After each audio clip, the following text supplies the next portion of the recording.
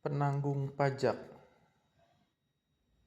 sesuai dengan Peraturan Menteri Keuangan 189/2020. Pelaksanaan penagihan pajak yang tegas dan konsisten diharapkan dapat menjamin pemenuhan kewajiban pajak.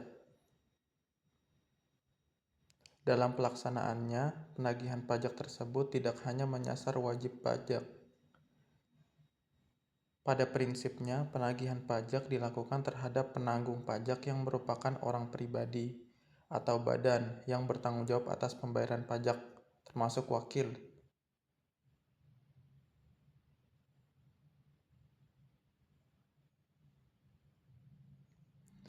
Definisi penanggung pajak adalah orang pribadi atau badan yang bertanggung jawab atas pembayaran pajak, termasuk wakil yang menjalankan hak dan memenuhi kewajiban wajib pajak sesuai dengan ketentuan peraturan perundang-undangan perpajakan.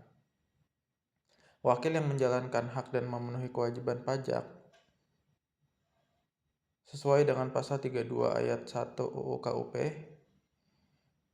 adalah badan oleh pengurus dan suatu warisan yang belum terbagi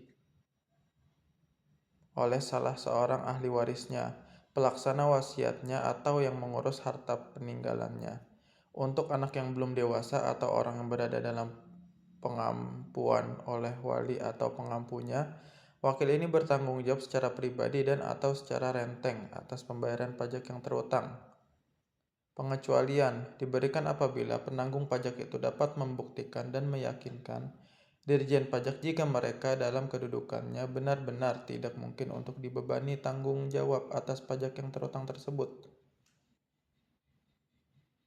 Wajib pajak tersebut perlu ditentukan siapa yang menjadi wakil atau kuasanya karena mereka tidak dapat atau tidak mungkin melakukan sendiri tindakan hukum tersebut.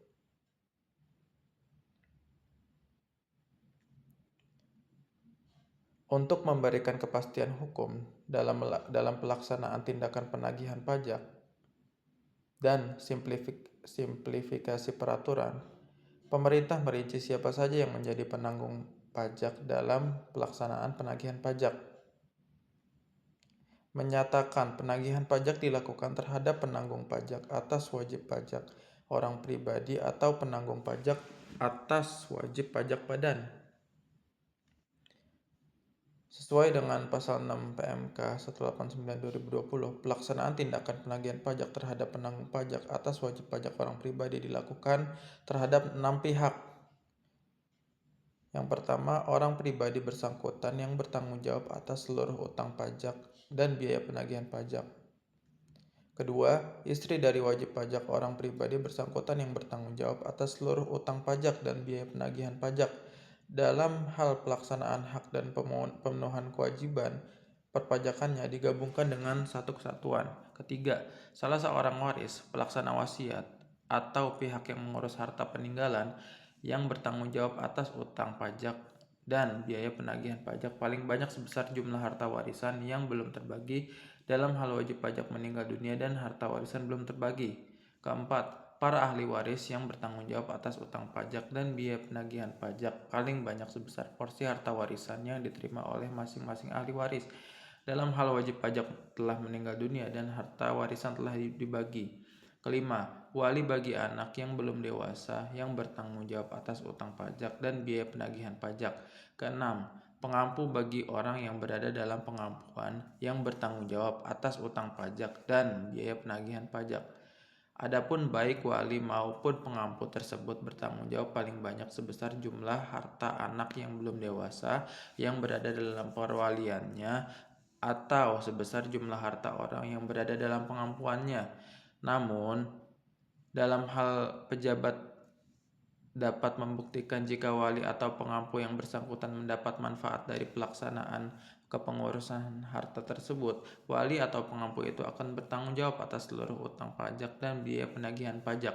Sementara itu, pelaksanaan tindakan penagihan pajak terhadap penanggung pajak atas wajib pajak badan dilakukan terhadap wajib pajak badan bersangkutan yang bertanggung jawab atas seluruh utang pajak dan biaya penagihan pajak serta pengurus dari wajib pajak badan. Pengurus yang menjadi penanggung pajak dari 9 kategori wajib pajak badan.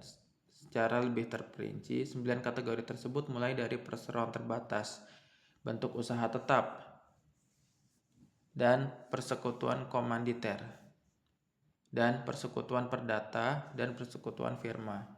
Selanjutnya, ada pula koperasi, yayasan, kerjasama, operasi, badan lainnya, dan satuan kerja instansi pemerintah. Pengurus dari setiap kategori wajib pajak badan tersebut beserta dengan besaran tanggung jawabnya telah dijabarkan dan dapat disimak dalam PMK 189 tahun 2020.